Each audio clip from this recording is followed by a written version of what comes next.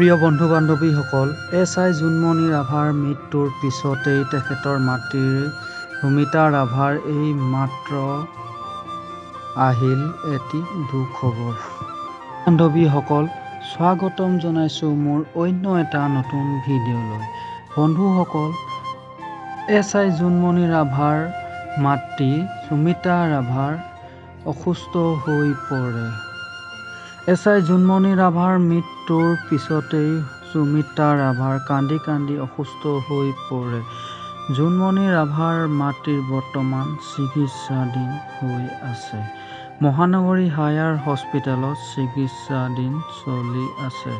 গতিকে আপোনালোকে ভগৱানৰ ওচৰত প্ৰাৰ্থনা কৰিব তেখেতে অতি সোনকালে সুস্থ হৈ আহে।